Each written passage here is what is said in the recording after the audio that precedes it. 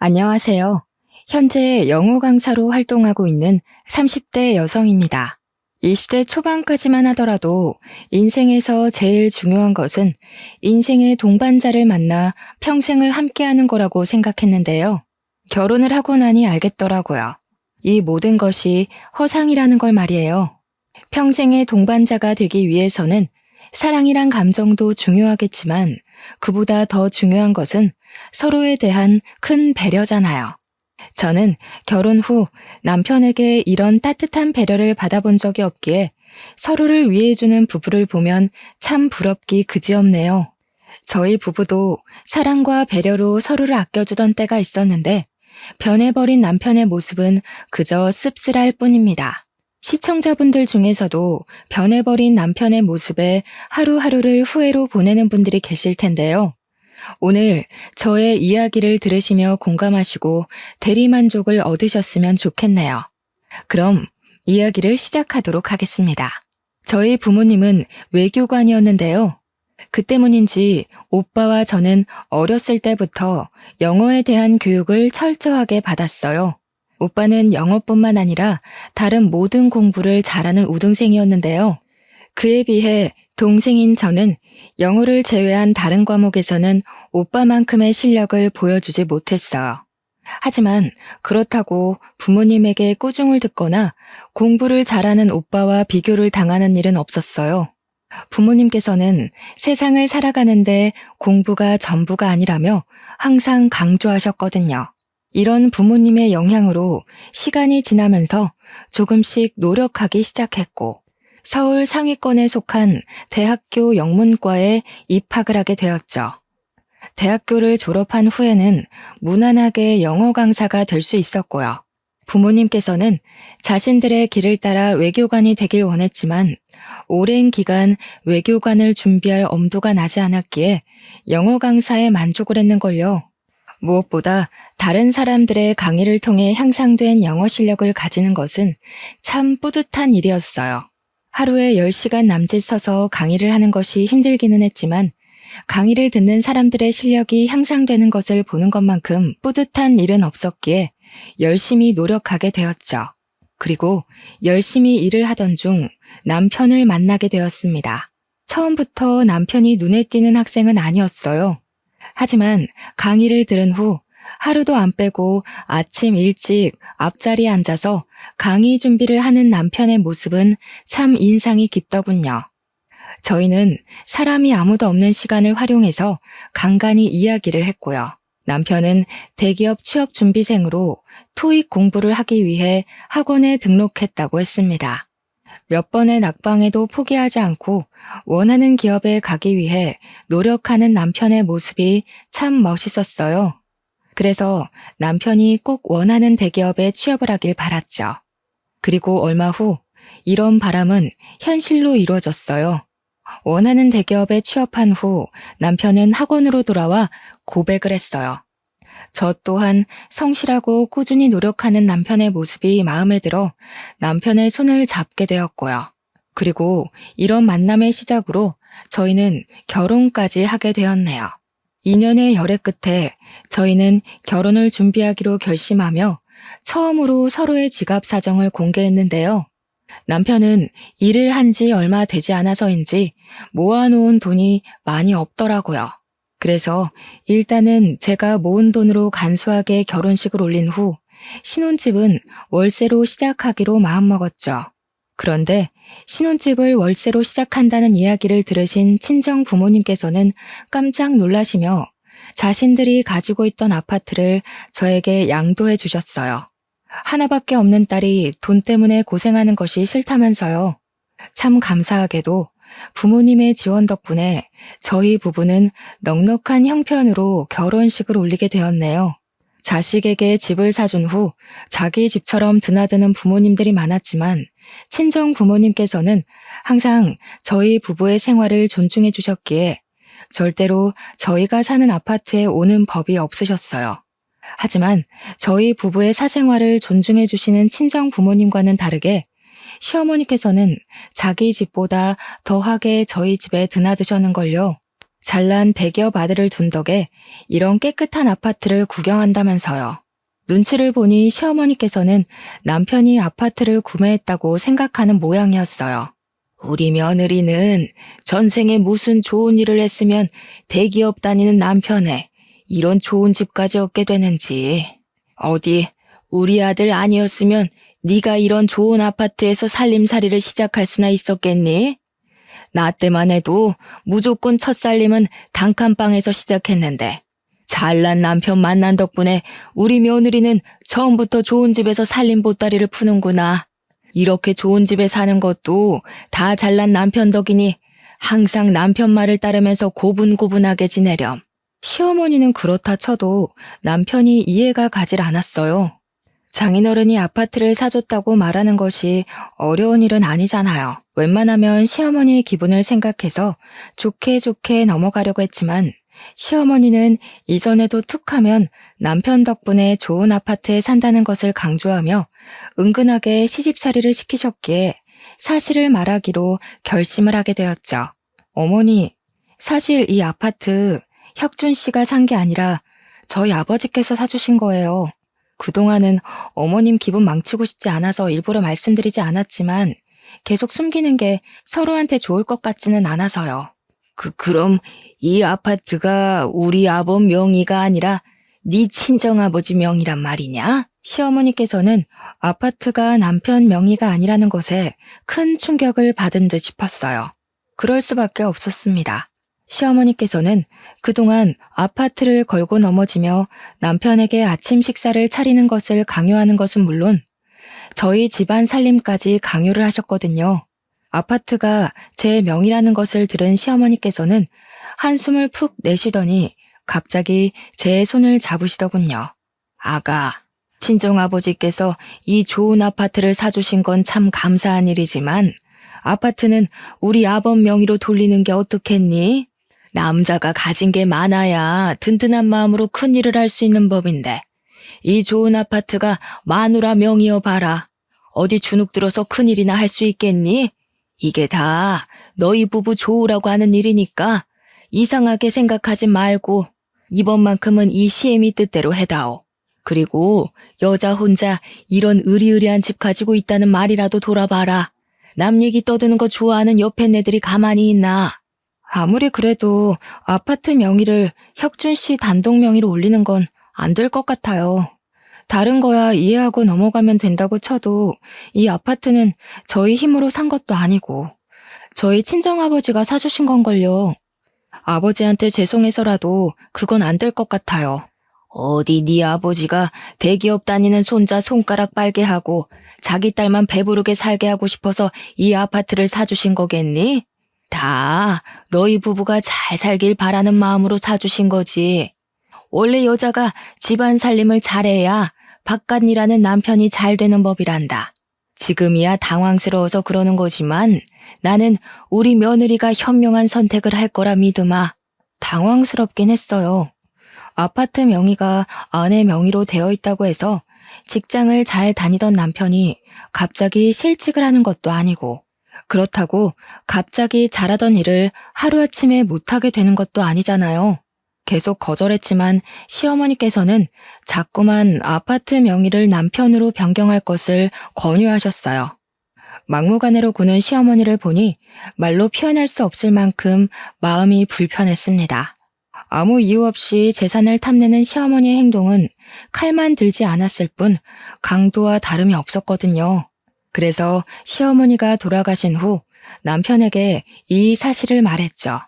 그동안 있었던 일을 듣자 남편은 미안해했어요. 괜한 자신의 자존심 때문에 제가 시어머니에게 시달렸다면서요. 근데 말이야. 사실 이 아파트 말이야. 공동 명의로 하면 어떨까? 물론 장인어른이 당신한테 사준 걸 알기는 하지만 어차피 이제는 평생 같이 살 부부 사이인데 집이 당신 명의로만 돼 있는 게 좀 그래서 솔직히 다른 사람들한테 우리 지금 살고 있는 아파트가 당신 명의라고 말하는 것도 조금 창피하고 당신도 알잖아. 사회생활하는 남자들 사이에서 이런 게 얼마나 중요한지. 시어머니와 똑같이 말하는 남편의 모습은 정말 실망스러웠어요. 부드럽게 말하긴 했지만 어찌되었든 본심은 지금 살고 있는 아파트에 자신의 이름을 올리고 싶다는 것이잖아요. 거절을 할 때마다 시어머니와 남편은 돌아가면서 공동 명의로 하자는 말을 했는데요. 다행히 이런 뻔뻔한 행동은 오래가지 못했어요. 저희 아파트에 향해 있던 관심은 모두 도련님이 데려온 예비 동서에게로 향했거든요. 사업을 시작한 도련님께서는 항상 돈 많은 집 딸과 결혼하겠다며 노래를 불렀어요. 그런데 정작 도련님이 데려온 예비 동서는 돈 많은 집 딸이기는커녕 부모님도 안 계신 고아더라고요. 더군다나 동서는 이름도 모르는 작은 중소기업의 경리로 일하고 있었기 때문에 시어머니는 노발대발하시며 도련님의 결혼을 반대했죠. 부잣집 딸 아니면 장가도 안 가겠다는 놈이 뭐에 홀려서 이런 써먹지도 못하는 것을 데리고 와? 어디 애미 쓰러지는 꼴 보고 싶어서 작정이라도 한 거냐? 지금까지 잘하던 놈이 왜 이렇게 어미 속을 썩여? 다른 걸 다 떠나서 나는 제대로 된 교육도 못 받은 고아 우리 집에 며느리로 들일 생각 없다. 사람 인생이 뜻대로 되는 것도 아니고 너무 그러지 말고 우리 결혼 허락해주세요. 이미 뱃속에 애까지 있는데 이제 와서 결혼을 물을 수도 없잖아요. 뭐? 저 청것 뱃속에 애가 들어섰다는 거냐? 이 모자란 놈이 아주 우리 집안을 난장판으로 만들려고 작정을 했구나. 어디 저런 청것한테 내 손주를 볼 수가 있어? 아이고, 못 배운 상것을 집에 들이다니 내가 죽어서 조상님을 볼 낯이 없다. 아이가 있다는 말을 듣자 시어머니는 털썩 바닥에 주저앉으며 오열을 하셨습니다. 물론 사업을 하는 도련님에게 건 기대가 커 실망도 크다는 것을 알기는 했지만 그래도 바로 눈앞에 사람을 두고 앞담을 하는 시어머니 행동이 좋아 보이지는 않았어요. 어차피 결혼이 확정된 사이이니 잘 대해준다고 해서 어디 덧나는 것도 아니잖아요. 내가 뭘 그리 큰 잘못을 했길래 잘난 우리 아들한테 저런 몹쓸 것이 붙은 건지. 길바닥에 뒹굴던 똥개한테 기와집을 내준 꼴이라니. 앞으로 나는 무슨 낙으로 살고.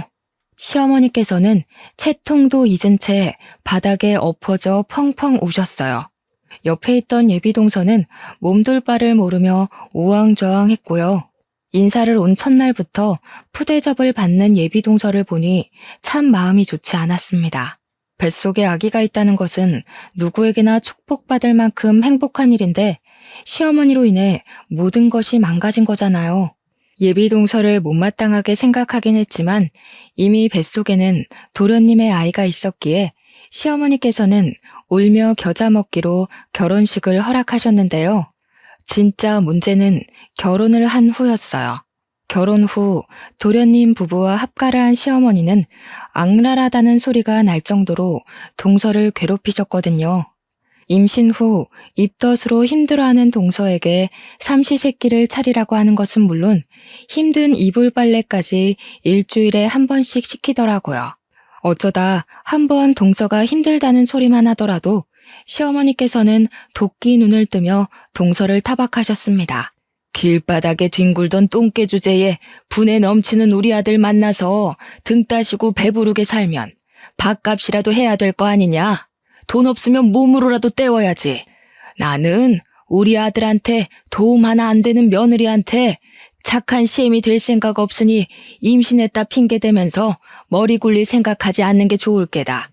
저도 웬만하면 다 하겠지만 입덧 때문에 음식 냄새 맡기가 너무 힘들어서요. 입덧이 잠잠해질 때까지만 근처 반찬 가게에서 사온 밑반찬으로 식사 준비하면 안 될까요? 부모한테 예절 교육을 제대로 못 받아서 그 모양인 거냐? 아니면 임신했다고 유세 부리면서 시애미한테 대들려고 하는 거냐? 어디 우리 아들 덕분에 집에서 편하게 있는 주제에 공짜로 놀고 먹으려고까지 들어? 삼신할매도 참 너무하시지. 어떻게 모자라도 한참 모자란 청껏한테 우리 아들 핏줄을 점지해 주신 건지. 죄송합니다. 제가 너무 주제 넘었던 것 같아요. 그래도 양심은 있어서 다행이구나. 숟가락 하나 안 들고 온 주제에 편하게 지내려고 숟까지 쓰면 어쩌나 걱정했는데 아범이 오늘 꽃게탕 먹고 싶다고 했으니 장에 가서 냉장고에 있는 꽃게 손질부터 해라. 시어머니에게 시달림을 받은 동서를 보니 안타까움이 이루 말할 수가 없더군요. 그래서 일주일에 한 번씩은 꼭 시댁에 방문하게 된 것이죠. 최소한 제가 가면 조금이라도 일손을 거둘 수 있으니까요. 시댁에 갈 때마다 시어머니에게 뱃속의 아이를 위해서라도 동서에게 일을 조금만 시키라고 말씀을 드렸는데요. 아무 소용이 없었습니다. 시어머니께서는 앞에서만 듣는 척을 하고 또 그 다음 날이 되면 똑같은 방법으로 동서를 괴롭히셨거든요. 시어머니에게 시달림을 받는 동서를 보니 덜컥 걱정이 됐어요. 몸뿐만 아니라 정신적으로도 스트레스를 많이 받는 상황에서 뱃속의 아이가 편안할 리 없잖아요. 그리고 이런 걱정은 현실로 다가오고 말았네요. 동서의 뱃속에 있던 아이가 하늘나라로 가버리고 만 것이었죠. 시어머니는 동서가 아이를 잃었다는 것을 알자마자 불같이 화를 내셨어요. 시어머니의 눈에는 뱃속에 아이를 잃고 힘들어하는 동서의 모습은 안중에도 없는 듯 보였습니다. 얼마나 몸을 함부로 굴렸으면 뱃속에 애가 떨어져? 임신한 동안 동서 집에만 있었던 건 어머니께서 제일 잘 아시잖아요. 의사가 그러는데 무리한 일을 많이 해서 아이가 자연유산된 것 같다고 하더라고요. 사실 어머니께서 동서한테 집안일을 많이 시킨 건 맞으니까요. 아이고, 대한민국에서 그 정도 집안일 안 하고 사는 가정주부가 어디 있다고 쓸데없는 소리를 짓거리는지. 애 때문에 비싼 돈 들여 유명하다는 병원까지 왔는데 아주 환자 진료도 못하는 돌팔이를 만났구나. 여러 번 말려봤지만 시어머니께서는 아랑곳하지 않고 동서를 향해 모진 말만 내뱉으셨어요. 아무리 의식이 없다고 하지만 동서를 향해 입에 담지도 못할 말을 하시는 시어머니가 참 너무하다는 생각이 들더라고요. 아니다. 오히려 잘 됐어. 어차피 쓸모도 없는 이 청껏을 집에 들인 것도 다 뱃속에 있는 우리 아범 핏줄 때문이었는데 이제 뱃속에 애도 없으니 갈라서기만 하면 되겠구나. 온몸에 소름이 쫙 돋았습니다. 아무리 며느리가 마음에 들지 않는다고 해도 아이가 없다는 이유로 동서를 내쫓을 생각부터 하다뇨. 설마 하며 지켜보니 시어머니께서는 바로 도련님에게 전화해 당장 동서와 이혼하라는 말을 남기셨어요. 다행히 도련님의 제지로 이혼을 하지는 않았지만 그 후 시어머니께서는 자신의 뜻대로 되지 않는 모든 일들을 동서 탓으로 돌리며 전보다 더 심하게 동서를 괴롭히셨는데요. 아직 다 아물지도 않은 몸으로 괴롭힘을 당하는 모습을 도저히 지켜볼 수가 없었고 저희 집에 동서를 데리고 오게 되었네요. 동서를 집으로 데려온 후 제일 따뜻하게 끓인 미역국을 건네주었는데요. 동서는 건넨 미역국을 먹지도 않고 왈칵 눈물부터 쏟아내는 걸요. 자신이 이런 귀한 대접을 받아도 되는 거냐면서요. 이야기를 들어보니 동서의 부모님은 동서가 13살이었을 때 사고로 인해 돌아가셨다고 해요. 부모님이 돌아가신 후에는 돌봐줄 친척이 없어서 고아원에 가게 되었고요. 가장 보살핌을 받아야 할 나이에 혼자가 되다니 짠한 마음에 조금이라도 챙겨주고 싶었는걸요. 하지만 남편의 생각은 저와는 조금 다른 것 같았습니다. 저희 집에 있는 동서를 못마땅해 하며 동서가 있는 바로 눈앞에서 눈치를 주었어요. 그래서 남편에게 부탁을 하게 되었네요. 몸조리를 하는 기간만이라도 동서가 마음 편히 쉴 수 있게 도와달라고요. 피 한 방울 안 섞인 남을 집에 들일 정도로 당신이 정 많은 사람인 줄은 미처 몰랐네. 이럴 거면 아예 길거리에서 노숙하는 거지들도 우리 집으로 데리고 와서 공짜로 밥 먹여주고 재워주지 그래? 어차피 당신은 꼭두 새벽부터 돈 벌러 나가는 남편을 신경도 안 쓰잖아. 자꾸 집에 엄한 사람 들여서 짜증나게 할 거면 차라리 지금 하는 일 때려치우고 사회복지사나 하는 게 어때? 적어도 그렇게 되면 집에 검은 머리 짐승은 안 들일 거 아니야. 당신 불편한 건 알지만 조금만 참아주면 안 돼? 동서가 계속 우리 집에 살 것도 아니고 딱 한 달만 집에 있는 거잖아. 시댁에 돌아가면 어머니가 또 동서 시집살이 시키실 게 뻔한데 당신은 동서가 불쌍하지도 않아? 아무것도 없이 시집 왔으면 그 정도는 각오했어야 되는 거 아니야? 끽해봐야 집안 살림이나 시키는 우리 엄마가 보살인 거지. 어차피 집에 가봤자 재훈이가 벌어다주는 돈으로 호강하면서 살 텐데 집안일 하는 것쯤은 일도 아닌 거 아니야? 당신 정말 어머니가 동서한테 어떻게 했는지 보고도 그런 말이 나와? 하루가 멀다 하고 커튼에 이불 빨래까지. 당신 집안일 쉽다고 아무렇게나 생각하는 것 같은데 그게 얼마나 중노동인지 알아? 가뜩이나 몸도 안 성한 사람한테 힘든 일만 골라서 시키시고 어머니가 시키는 대로 일했다가는 멀쩡했던 사람도 알아눕기 십상이라고. 그럼 돈도 안 버는 주제에 살림이라도 제대로 해야지. 세상에 공짜가 어딨어? 우리 엄마가 너무한 게 아니라 빈손으로 들어와서 재훈이 등에 빨대 꽂으러 간 재수씨가 너무한 거야. 요즘이 어떤 세상인데 빈몸으로 결혼할 생각을 하냐고. 동서를 괴롭히는 시어머니도 이해할 수 없었지만 혼수를 안 해왔다는 이유로 동서를 사람 취급하지 않는 남편의 행동은 더욱 이해할 수가 없었어요. 자신은 장가를 올 때 이불은커녕 맨몸으로 아버지가 사주신 아파트에 들어왔으면서 정작 같은 처지인 동서를 욕하다니요. 다른 사람들이 다 동서에게 손가락질을 한다고 해도 남편은 그러면 안 되는 거잖아요. 그 후에도 남편은 계속해서 동서에게 눈치를 주었고 결국 동서는 한 달을 다 채우지 못하고 시댁으로 가게 되었죠. 안타까운 마음에 어떻게든 동서를 도와주고 싶었지만 굴뚝 같은 마음과는 달리 더 이상 동서를 도와주지 못하게 되었어요. 학원을 그만두고 전업주부 생활을 시작하게 되었거든요. 결혼 후에도 무조건 맞벌이를 해야 한다는 확고한 남편의 뜻 때문에 어떻게든 참고 일해보려 했지만 몸에 그동안 받았던 스트레스가 쌓여서인지 참을 수가 없더군요. 더군다나 오랜 시간 같이 일하던 원장이 새로운 사람으로 바뀐 터라 더 그랬던 것 같았죠.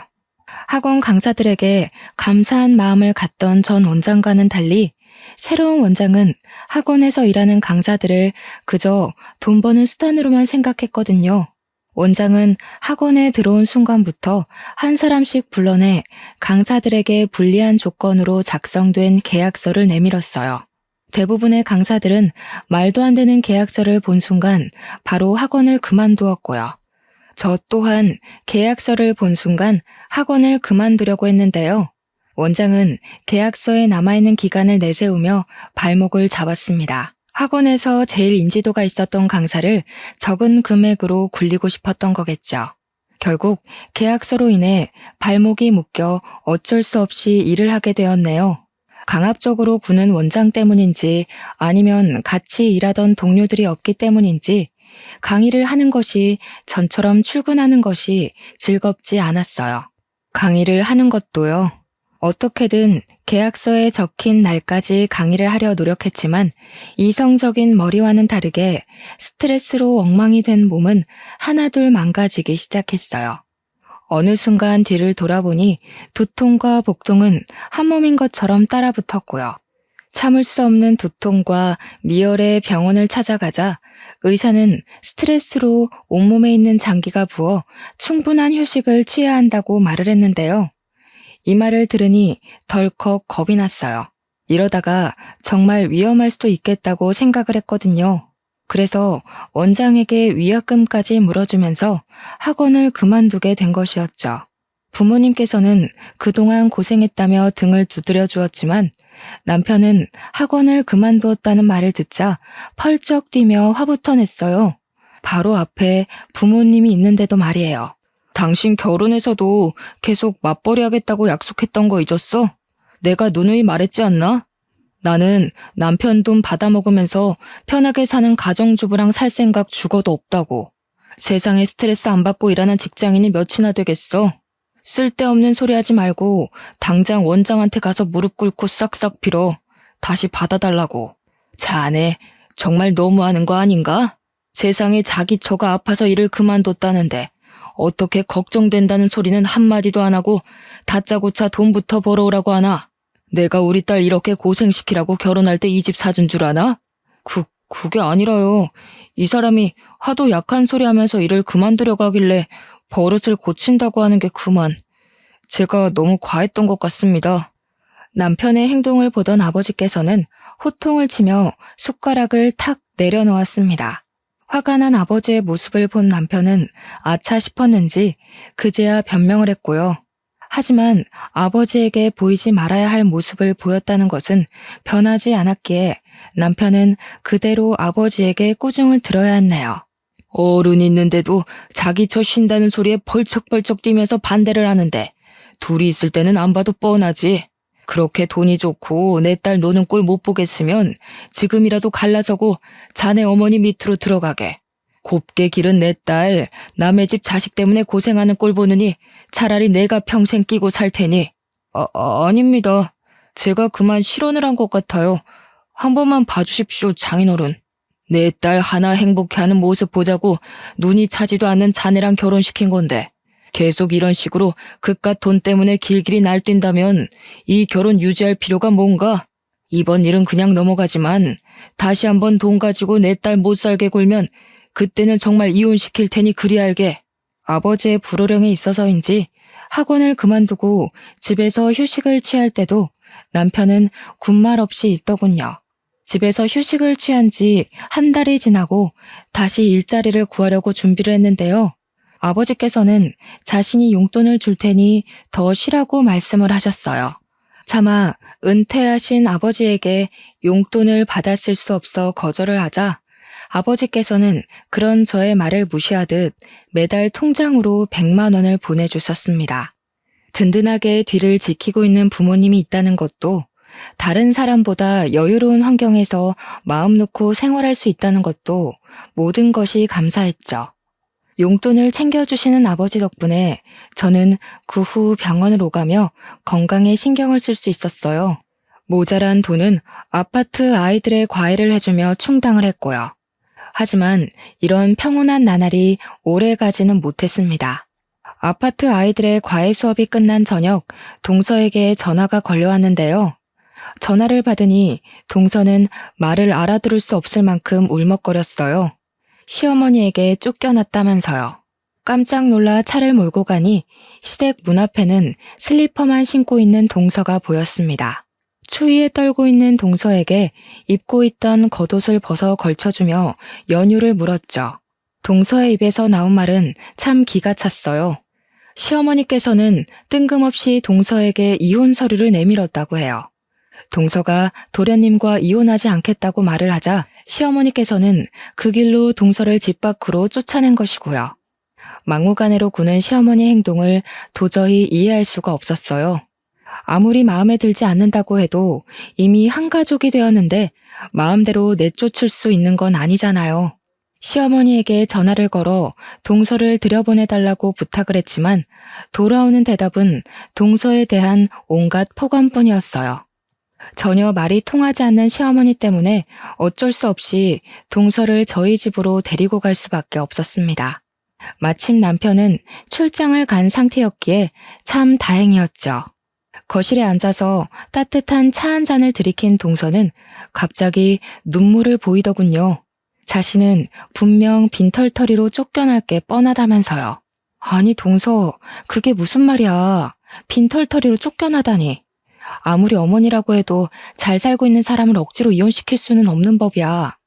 무슨 연유인지 모르겠지만 내일 내가 어머님하고 잘 말해볼 테니까 너무 걱정하지 말고 있어. 사실 그이랑 저 혼인신고도 안 하고 살았어요. 뭐? 혼인신고를 안 하고 살았다니.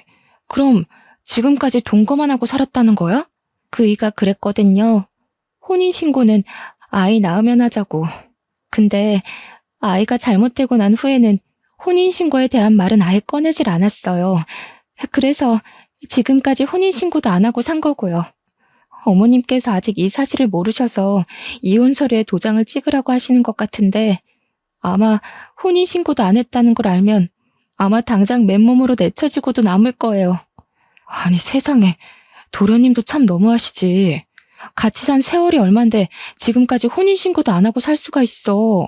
너무 안타까웠습니다. 시어머니뿐만 아니라 도련님 또한 동서를 가족이 아닌 그저 같이 사는 동거인으로 생각한 것 같았거든요. 언제든지 자기 마음에 들지 않으면 갈아치울 수 있는 그런 동거인 말이에요. 괜찮다는 말을 하기는 했지만 조용히 눈물을 훔치는 동서의 모습을 보니 마음에 무거운 돌덩이를 올린 것처럼 아려왔어요. 동서에게는 든든한 뒷배가 되어줄 가족이 없었으니까요. 그래서 동서가 완전히 정착을 할 수 있도록 도와주자고 마음을 먹은 것이고요. 제일 먼저 한 것은 도련님을 설득하는 일이었어요. 도련님이 동서와 혼인신고를 하게요.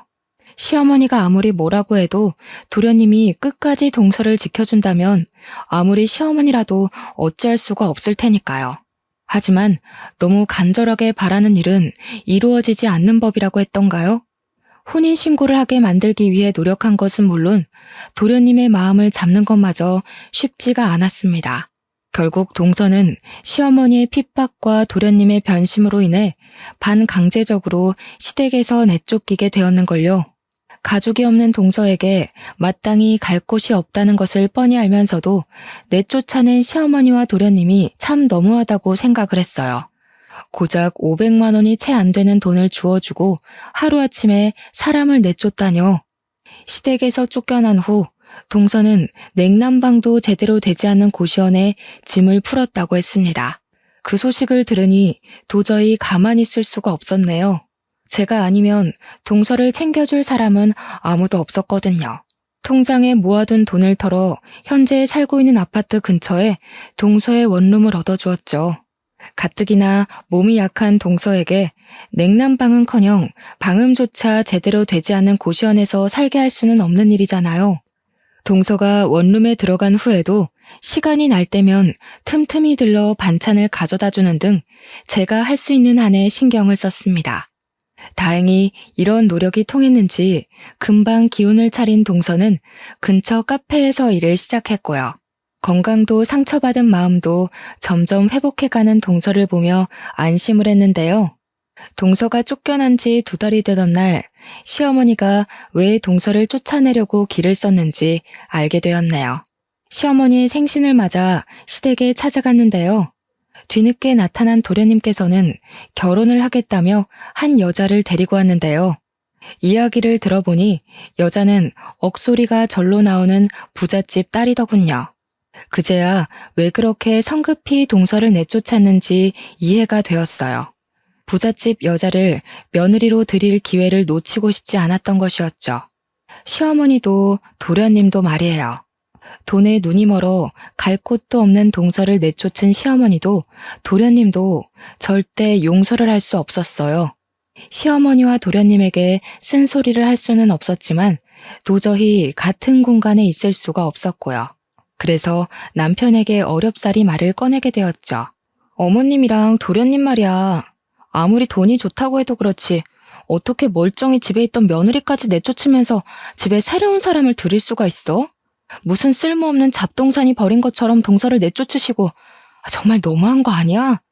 동서 보기 미안해서라도 나 도련님이랑 어머니 얼굴 보면서 웃는 거 못하겠어. 또 울고 있네. 너무한 건 엄마랑 재훈이가 아니라 쥐뿔도 없는 주제에 결혼까지 맨몸으로 결혼한 재수씨지. 당신 자꾸 재수씨 걸고 넘어지면서 이상한 헛소리나 짓거리는데 하는 것도 없이 집에서 노는 것 봐주는 것만 해도 고마운 줄 알아야지. 재수씨처럼 쫓겨나기 싫으면 쓸데없는 소리 하지 말고 잘해. 어휴, 재훈이 자식은 부자인 마누라 만나서 강남 아파트에 외제차까지 받았다는데 내 처지는 이게 뭔지. 아파트는커녕 있지도 않은 동서 타령하며 시댁 행사에도 빠지려는 여자랑 사니 말이야. 내 처지가 비 맞은 생쥐랑 다를 게 없다. 다를 게 없어. 당신 지금 내가 시댁 행사 가기 싫어서 꾀부리는 거라고 생각하는 거야? 그럼 아니야?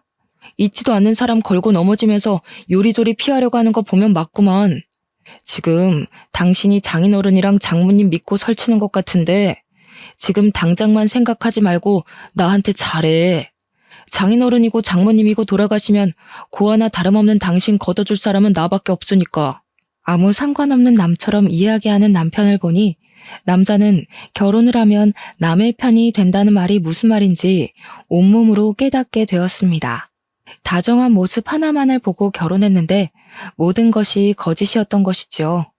재혼을 한 도련님은 말 그대로 승승장구를 했어요. 부자인 처가댁의 도움을 받아 넓힌 사업이 그야말로 대박을 터뜨렸거든요. 시간이 지날수록 잘 사는 도련님에 비해 동서는 참 많은 고생을 했네요. 카페 일로는 수입이 일정치 않아 밤에는 식당 종업원 일까지 하며 참 어렵게 살았으니까요. 도련님과는 너무도 다른 동서의 사정에 자꾸만 더 동서를 챙겨주게 되었는데요. 꼬리가 길면 밟힌다는 말처럼 저 또한 실수를 저지르고 말았습니다. 여느 때와 같이 동서의 원룸에 들렀던 날이었어요. 문을 열고 들어가려는 순간 반찬을 들고 있던 팔에 묵직한 압력이 느껴지면서 확 꺾이더군요. 손목을 낚아챈 사람은 다름 아닌 남편이었고요. 남편은 화가 단단히 난 표정으로 저를 몰아붙이기 시작했어요. 뒤늦게 동서가 나오자 굳어있던 남편의 표정은 당혹스러움으로 변했죠. 알고 보니 남편은 수시로 집을 비우는 저의 행동을 다른 남자가 생겼다고 오해를 하고 뒤를 밟은 것이었어요. 다른 남자와 바람을 피운다는 오명은 벗었지만 자신 몰래 돈을 털어 동서를 도와주었다는 것에 남편은 화를 냈어요. 왜 생판 모르는 남에게 1,000만 원이 넘는 큰 돈을 빌려주냐면서요. 아무리 개인적인 돈이라고 해도 남편에게 상의 없이 동서를 도와준 것에 대해서는 잘못을 인정했죠. 남편과 화해를 한 후 다음날 동서의 집을 찾아갔는데요. 동서는 괜히 자신 때문에 시댁 식구들에게 곤욕을 당하지 말라고 말을 했습니다. 그러고는 자신이 이사 가는 것이 맞는다며 그동안 챙겨주어서 고맙다고 큰 절을 올리더군요. 동서에게는 너무 미안했어요. 도와주고자 했던 행동이 오히려 독이 되어 동서에게 돌아온 거잖아요. 이사 당일 떠나가는 동서에게 그래도 연락은 계속하고 지내자고 말은 했지만 그 이후 동서가 저에게 연락하는 일은 없었네요. 동서에게 온 것이라고는 보증금으로 빌려주었던 1,000만 원을 입금한 것이 전부였어요. 그렇게 저와 동서의 인연은 끝이 나고 만 것이었죠. 동서가 자취를 감춘 10년 동안 참 많은 것들이 변했어요. 남의 눈에 피눈물을 흘리게 한 도련님은 어느새 억대의 자산을 가진 부자가 되어 있었고 만년 과장이었던 남편은 차장의 자리까지 오르게 되었죠. 오래된 빌라에서 살던 시어머니 또한 도련님의 도움으로 서울 한복판에 있는 신축 아파트에 입주를 하게 되었고요. 한평생 외교관으로 일하던 부모님 또한 은퇴 후의 삶을 즐기고 계셨어요. 어머니께서는 주재원인 오빠를 따라간 새언니의 출산 준비를 돕고 있었고 한국에 남은 아버지께서는 골프를 배우며 여유로운 생활을 즐기셨는걸요. 하지만 하늘은 빠르게 찾아온 행복을 시샘하는 것 같았어요. 그러지 않고서는 저에게 가장 큰 기둥이었던 아버지의 건강을 뺏어갔거든요. 갑자기 쓰러진 아버지에게 병원은 뇌졸중 판정을 내렸어요. 불행 중 다행히도 초기에 발견을 했기에 바로 수술을 할 수 있었죠. 생명에 지장은 없었지만 가장 큰 문제는 아버지께서 일상적인 생활을 할 수 있을 때까지 재활치료를 해야 한다는 거였습니다. 남편은 집으로 아버지를 모시고 오는 것을 극구 반대했기에 어쩔 수 없이 친정과 집을 오가며 아버지를 병간호할 수밖에 없었네요. 꾸준한 재활치료를 한 덕분인지 6개월 동안 아버지의 상태는 참 많이 좋아졌어요. 참 다행이었죠. 그런데 남편은 이런 아버지의 상태를 모르는지 뜬금없는 소리를 하더군요. 장인어른 말이야, 아무리 봐도 회복할 기미도 안 보이는데 이왕 이렇게 된 거 힘들게 용쓰지 말고 요양병원이나 보내드리는 게 어때? 당신이야 괜찮다고 하겠지만 다른 가족 생각도 좀 해야지. 언제까지 침이나 질질 흘리는 양반 때문에 시댁 식구들도 나 몰라라 하고 살 거야. 집안 살림하는 것도 시댁 식구들 행사 챙기는 것도 아버지 병간호 핑계대면서 소홀하게 한 적이 없는데 도대체 그게 무슨 말이야? 아버지 재활치료하면서 상태 좋아지셨고 이제 곧 일상생활 할 수 있을 정도로 회복되실 거야. 회복되기는 무슨. 아직 자기 손으로 밥도 제대로 못 드시더구먼. 밥숟가락 들 힘 없으면 그건 끝난 거야. 병원이야 환자 하나 구슬려서 돈 빼먹으려고 입 발린 소리 하는 거 몰라? 차도도 없는 양반한테 신경 쓸 시간 있으면 집에 혼자 있는 우리 엄마한테 가서 말동무나 해드려. 당신은 내가 친정 오가면서 아버지 병간호하는 게 그렇게 꼴보기가 싫어? 그래, 아주 눈꼴 싫어서 죽겠다. 허구한 날 친정에 가 있는데 좋아할 사람이 어디 있어. 결혼한 여자는 출가 외인이라는 말도 몰라? 괜히 쓸데없는 짓거리 하지 말고 이 정도로 경고했으면 장인어른 요양병원에 보내고 와. 어머니가 우리 아버지 같았어도 당신 이렇게 말할 수 있어? 어머니뿐만 아니라 아파서 누워있는 당신한테 내가 요양병원이나 가자는 말 하면 좋겠냐고. 당연히 나나 우리 엄마 아프면 당신이 병간호 해야지. 그게 아니면 왜 며느리가 필요한데? 당신 아직도 자기가 일급수에 사는 물고기인 줄 알고 나대는 모양인데 장인어른도 막간마당의 일급수는 무슨 이혼녀 딱지 달고 쫓겨나고 싶지 않으면 이쯤에서 당장 정리해. 친정아버지는 요양병원에 보내고 시어머니나 자신은 제가 병간호를 해야 한다니. 적반하장으로 나오는 남편의 태도에 기가 차다 못해 어이가 없었네요. 친정아버지를 애물단지 취급하는 남편의 모습을 보며 처음으로 이혼을 결심하게 되었습니다. 잘못된 행동을 하는 사람은 고쳐서 살 수 있지만 자신이 이기적인 행동을 하는 사람하고는 같이 살 수가 없었어요. 이기적인 행동은 절대 고칠 수가 없으니까요. 마음을 굳게 먹기는 했지만 가족 없이 혼자서 이혼 준비를 하는 것은 쉽지가 않았어요. 어머니야 한국으로 와달라 부탁을 하면 오실 수 있었지만 칠삭동이로 나와 위독한 조카로 인해 근심 걱정을 하는 어머니에게 또다시 걱정거리를 얻을 수가 없었습니다. 그래서 이혼 준비를 혼자 하기로 했는데요. 이혼하겠다고 선언을 하자 시어머니는 다짜고짜 집으로 찾아와 행패를 부렸어요. 이혼을 하면 맨몸으로 쫓겨날 거라면서요. 아버지가 사주신 아파트를 자신의 것처럼 요구하는 시어머니의 행동은 이루 말할 수 없을 정도로 경멸스러웠습니다. 시어머니에게 씻을 수 없는 모욕을 당한 후 저는 친정에서 지내며 이혼 변호사를 찾아 헤맸어요. 변호사 상담을 하면 할수록 마음은 참 힘들어졌습니다. 마음에 드는 변호사를 찾는 일은 하늘의 별 따기만큼 힘들었거든요. 실력 좋기로 소문난 변호사의 몸값은 감당하기 힘들 정도로 비쌌어요. 그렇다고 동네에서 작은 사무실을 운영하는 변호사를 찾기에는 마음이 편치 않았고요. 결국 이혼을 포기해야 하나라는 고민까지 하게 되었죠. 그런데 마지막 변호사 상담을 받고 나오는 길에 전화 한 통이 걸려왔어요. 전화를 한 사람은 다름 아닌 동서였죠.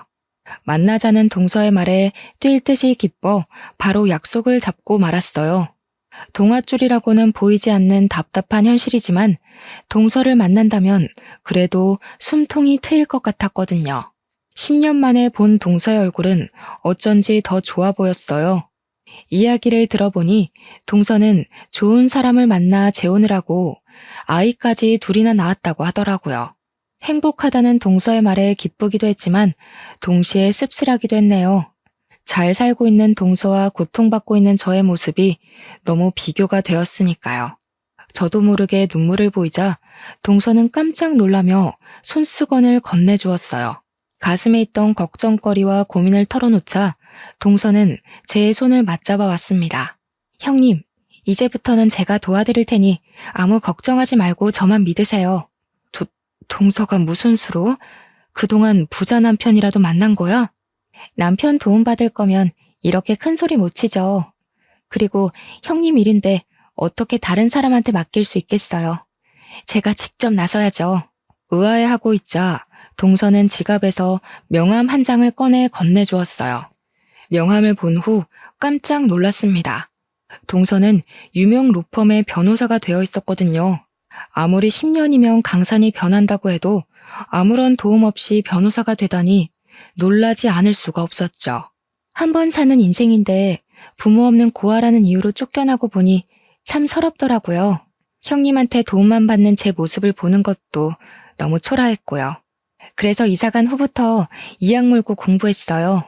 가진 거라고는 쥐뿔도 없는 제가 할 수 있는 건 스스로가 공부해서 몸값을 올리는 일밖에 없잖아요. 변호사가 된 후에는 일 때문에 치여서 너무 힘들었는데 지금 보니 참 다행이네요. 항상 형님한테 신세만 지던 제가 이렇게 형님한테 도움이 될 수 있으니 말이에요. 10년 동안 제자리인 저와 다르게 자기 인생을 개척하기 위해 노력한 동서의 모습이 참 멋있어 보이더군요. 동시에 아무 노력도 안 하고 현실에 안주한 스스로는 너무 초라해 보였고요. 자책하고 있자 동서는 힘을 낼 수 있게 수많은 격려와 응원을 해주었어요. 옆을 지키고 있는 동서 덕분에 저는 다시 힘을 낼 수 있었죠. 그렇게 저는 동서의 도움으로 남편을 상대로 이혼 소송을 시작하게 되었는데요. 동서가 힘을 써준 덕분인지 저는 남편을 상대로 승소를 했을 뿐만 아니라 5천만 원의 위자료까지 받을 수 있었네요. 물론 남편에게 받은 모욕에 비하면 턱없이 적은 금액이었지만 이기적인 남편과 시댁 식구들에게서 벗어났다는 것만으로도 가슴이 벅차는걸요. 하지만 이 결과에 승복하지 못한 사람이 딱 한 명 있었어요. 바로 시어머니였죠. 시어머니께서는 허구한 날 아파트로 찾아와 시끄럽게 괴롭히셨습니다. 어디 이혼녀 주제에 아파트까지 꿀꺽 삼키러 들어? 우리 아들한테 5천만 원까지 뜯어간 주제에 지엠이 미국에 갔다고 양심까지 팔아먹은 게냐? 시어머니가 행패를 부릴 때 가장 큰 도움이 된 것은 동서였어요. 10년 전과 다르게 단단해진 동서는 시어머니 앞에 서서 당당하게 맞섰고요. 남의 거에 눈독 들이는 버릇은 예나 지금이나 여전하시네요. 먼저 잘못한 사람은 따로 있는데 왜 형님이 아파트를 아주버님한테 드려야 하는데요? 자꾸 이런 식으로 나오시면 저도 더 이상 못 참아요. 이 썩을 것이 부모도 없는 네가 못 참으면 어쩔 거냐? 너 같은 거 한 트럭을 가지고 와봐라. 내가 눈 하나 깜짝하나. 어머니, 그새 더 늙으셨나 봐요. 10년이면 강산도 변한다던데. 어머님 눈에는 아직도 제가 돈에 눈먼 시모 때문에 쫓겨난 여자로 보이나 본데 말년에 콩밥 드시고 싶지 않으시면 가만히 계세요. 아주버님한테 형님도 떼드렸는데 어머니라고 못 떼드릴 건 없죠. 이게 뭘 믿고 감히 시애미한테. 말은 바로 하셔야죠. 시애미라뇨. 제가 언제 그 집 며느리였던 적이나 있나요? 말도 안 통하는 사람이랑 입씨름하고 싶지 않으니까 어디 계속 행패 부려보세요. 어차피 법원에서 만나면 끝이니까. 동서는 시어머니한테 변호사 명함을 내밀었어요. 당연히 명함을 본 시어머니는 소스라치게 놀라며 무릎을 꿇고 싹싹 빌었고요. 아이고 아가, 다 늙은 시엠이랑 싸워봤자 뭐가 좋겠니? 더 이상 안 찾아올 테니 한 번만 받아오. 그 후 시어머니께서는 아파트에 코빼기도 비추지 않았어요. 이혼이 마무리된 후 저는 아파트를 월세로 돌리고 친정으로 돌아왔고요. 아버지가 일상생활을 할 수 있게 된 후 새로운 시도를 시작하게 되었죠. 영어 학원을 차리는 것이었어요. 영어 학원을 차리기 전 겁이 나기도 했지만 그럴 때마다 동서는 저를 격려해 주었고 진심 어린 동서의 격려에 힘을 내어 영어 학원을 차릴 수 있게 되었네요. 그리고 현재 완치를 하신 아버지께서는 어머니를 따라 오빠가 있는 곳으로 나간 상태예요. 저는 넘쳐나는 수강생들로 인해 비행기를 타기는커녕 매일같이 야근을 하고 있지만 그럼에도 많은 사람들에게 도움이 될 수 있다는 것에 만족을 하며 보람차게 일을 하고 있습니다. 여전히 동서와는 친자매처럼 가깝게 지내고 있고요. 그리고 동서에게 전해 듣기로 이번에 맞은 이혼 소송 상대의 남편이 바로 도련님이었다고 해요. 법정에서 상대 변호사로 동서를 만난 도련님은 졌다고 하는데요. 바람을 피운 도련님은 땡전 한 푼 없이 이혼을 당했다고 하네요. 도련님의 이혼 후 시댁 식구들은 다시 낡은 빌라로 이사를 갔고요. 동서는 자신을 도와준 제게 항상 감사하다고 하지만 오히려 그 반대예요. 동서는 제가 가장 힘든 순간 넘어지지 않고 앞으로 나갈 수 있게 도와준 사람이거든요. 지긋지긋했던 결혼 생활을 끝내고 보니 하나 알게 된 것이 있습니다. 이혼을 한다고 해서 인생이 끝나지 않는다는 것이에요. 사연을 시청하시는 분들 중에서도 힘든 결혼 생활 때문에 힘들어 하시는 분들이 계실 텐데요. 망설임 마시고 꼭 이혼을 하고 새 삶을 살았으면 좋겠어요. 모자란 사람에게 구박을 받으며 시간을 낭비하기에 여러분의 인생은 너무 소중하잖아요. 그럼 지금까지 저의 이야기를 들어주신 시청자분들께 감사의 말씀 올리며 이만 물러나도록 하겠습니다. 사연을 시청해주신 여러분 모두 행복한 삶을 살길 바랄게요. 감사합니다.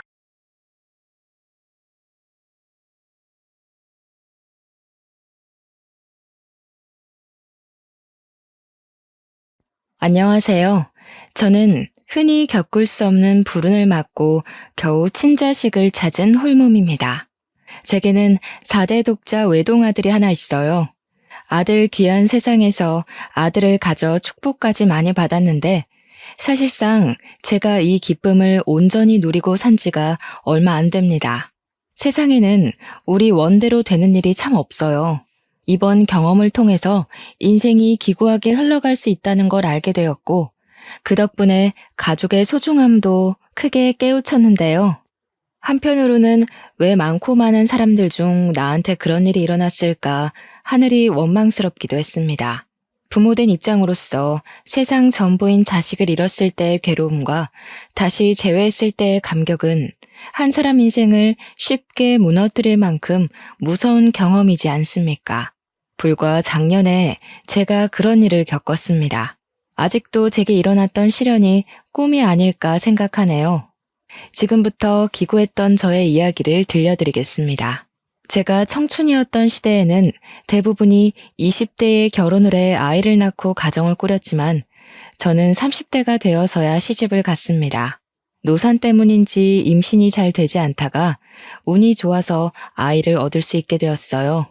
임신한 지 한 7개월이 되었을 때쯤 산부인과에서 검진을 갔었는데 그때 뱃속의 아이가 아들이라는 말을 듣고 온 집안이 들썩이며 경사가 났었습니다. 특히 시가에서 가장 많이 축하를 해줬어요. 시가 쪽에 남자씨가 귀해서 남편도 3대 독자였거든요.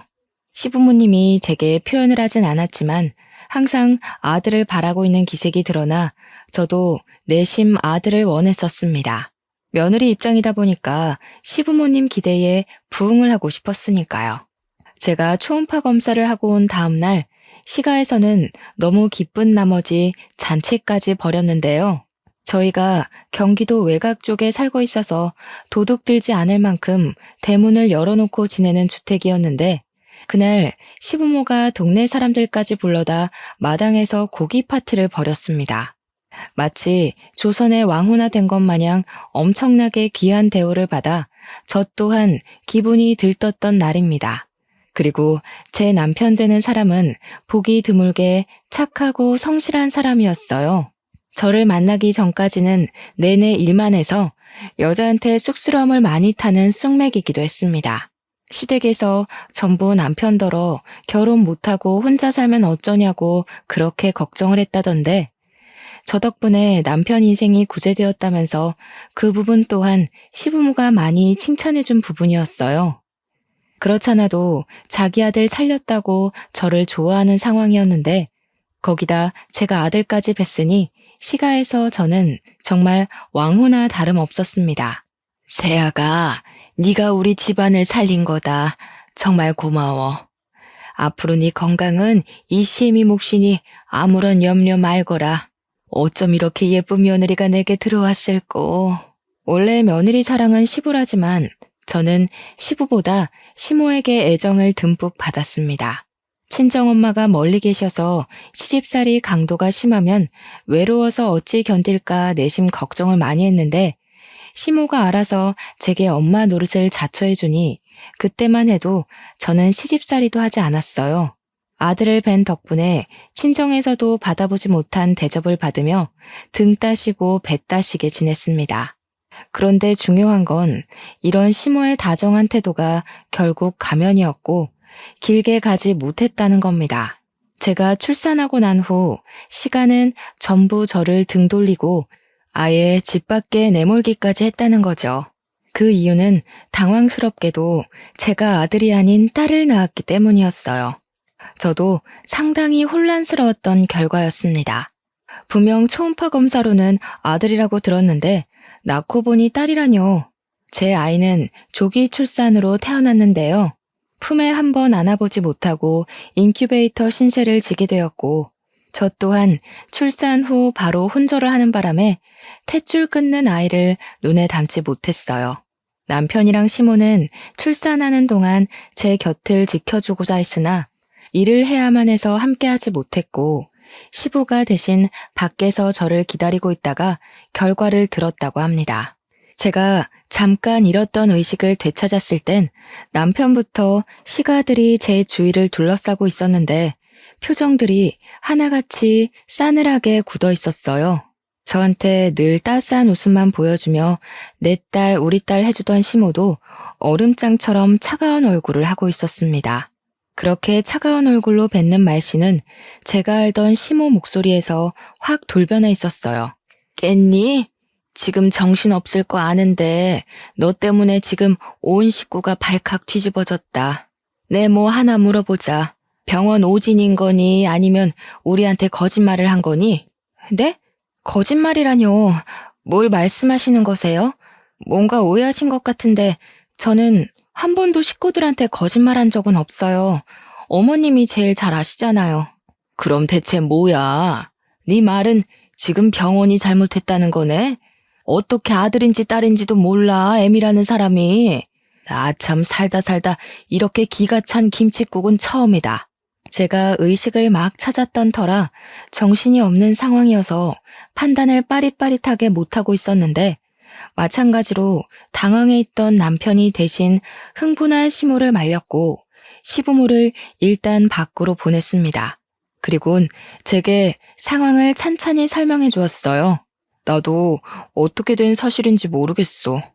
분명 아들이라고 한 거 나도 들었는데 나중에 와서 보니까 딸이더라고. 딸이면 뭐 어때? 요즘은 딸이 더 귀하대. 엄마 아빠는 옛날 사람이잖아. 너무 신경 쓰지 마. 제 뱃속에서 나온 아이가 딸이라고 말하는 남편의 발언을 듣고 제 사고 회로는 그것에서 멈춰버렸습니다. 좀 많이 놀랐어요. 태몽도 항소 태몽을 꿔서 당연히 아들인 줄 알았는데 본의 아니게 시가에 제대로 한 방 먹여버린 셈이 돼버렸지만 곰곰이 생각할수록 시가 태도가 기분이 나쁘더라고요. 딸이라고 해서 시가 사람이 아닌 건 아니지 않습니까? 아들이든 딸이든 남편 씨를 받은 자식임은 틀림없고 자기네들한테도 엄연히 손녀잖아요. 또 저와 남편 사이에서 둘째가 날 수도 있는 거고요. 고작 아들, 딸 문제 때문에 이제 막 의식을 찾고 출산한 제게 그리 버럭 소리 지를 것까진 없지 않나요? 생각을 거듭할수록 너무 180도 돌변해버린 시부모 태도에 제가 더 서운해서 눈물이 났습니다. 하지만 제가 당당하게 사과받을 수 있는 기회는 처참히 무너져 버렸어요. 의사 선생님 하는 말이 이번 출산은 제가 노산이라 많이 힘겨웠던 시도였다고, 제 몸이 한 번 더 출산을 꿈꾸기엔 많이 버거운 상태라서 둘째까지는 힘들 거라고 말하는 거 아니겠습니까? 그 사실을 시가 사람들이 알자 제게서 아들을 보겠다는 작은 가망성까지 끊어내고서 등을 돌렸어요. 그래도 남편만큼은 제게 너무 과분하고 진국인 사람이었던지라 제 편에 서줬고 저는 오직 남편에게만 의지하면서 그렇게 딸을 키웠습니다. 남편은 정말로 아들이 아니어서 아쉬워하는 면이 없었어요. 딸이어도 괜찮다며 성심성의껏 같이 육아를 해줬기에 제가 그나마 버틸 수 있었던 것 같습니다. 그럼에도 시집살이는 피할 수 없었는데요. 신혼 초에도 없던 시집살이를 갑자기 하게 되니 제 몸과 마음이 배로 힘들더군요. 그때마다 남편이 먼저 웃으면서 고생 많았다고 손을 잡아주곤 했는데 그게 그렇게 큰 위로가 되었습니다. 하지만 이 세상은 저를 무너뜨리기 위해 작정이라도 한 것처럼 제게 유일한 사람마저 앗아가고 말았는데요. 남편이 전봇대 설치 시공하는 일을 했는데 동료 직원의 실수로 감전사고가 일어난 겁니다. 남편만 감전이 되어 그 높은 곳에서 그대로 추락해 바로 세상을 떠났다고 했습니다. 저와 딸만 보고 살았던 사람인데 제가 가는 길 봐주지도 못하고 그렇게 보내야만 했어요. 그날은 제 세상이 완벽하게 무너진 날이기도 했었습니다. 그래도 남편 마지막 길은 꼭 함께 해주고 싶었는데 그마저도 제겐 허락되지 않은 욕심이었던 거예요. 시모가 저를 장례식 입고도 못 밟게 했지 뭡니까? 우리 집안을 살릴 귀인인 줄 알았더니 순 원흉 덩어리였어. 내가 너를 집에 들인 게 천출의 한이다. 다신 우리 가문 앞에 낯짝들이 미는 일 없도록 해라. 2번 다시 내 앞에 나타나봐. 너랑 네 딸내미 아주 시궁창에 빠뜨려 버릴 테니까. 시모는 제 가슴팍으로 약간의 돈이 든 봉투만 팩 던져준 채 돌아섰어요. 저는 결국 빈소 안에 몸을 들이지 못하고 딸을 업고서 장례식장 주변만 돌았었습니다. 발인식 날 멀찍이서 남편 떠나는 걸 보면서 그렇게 오열을 했던 기억이 나네요. 차라리 시가 사람들이 처음부터 제게 모질었다면 제가 이렇게까지 배신을 느끼진 않았을 겁니다. 저더러 3대 독자 남편 구제해준 것만으로도 고맙다고 절절 매던 시가들은 그저 욕심을 숨기고 있었을 뿐이었던 거예요. 정말로 남자씨 하나 때문에 사람이 그토록 철면피 같은 가면을 쓸 수 있다는 것도 놀라웠고, 가면 벗은 진짜 얼굴색이 얼마나 무서운지도 제대로 느꼈던 경험이었습니다. 제가 그냥 순진했던 거죠. 그 길로 저는 아이를 홀로 키웠습니다. 친정에 갔을 수도 있지만 친정도 어려운 형편으로 지내고 있는지라 제가 가면 짐이 될 걸 알기 때문에 함부로 찾질 못했어요. 그래서 서울 주변을 전전하다가 구청에서는 한부모 가족센터를 소개해 주더군요. 구청에서 집도 도와줬는데 방이 하나 있었고 거실이라 부르기 민망한 규모와 작은 주방이 있는 곳이었어요. 전에 살던 시가보단 열악한 환경이긴 했지만 추위를 피할 수 있다는 생각에 얼마나 감사했는지 모릅니다. 그리고 그 동네 단지에는 복지센터뿐만 아니라 저처럼 한부모 가정도 많이 산다고 들었습니다. 저는 아이를 키우면서 낮에 한 번씩 복지센터를 찾아가 다른 엄마 아빠를 만나며 일자리를 알아보기 시작했어요. 감사하게도 복지센터에서 일자리까지 소개받을 수 있었습니다.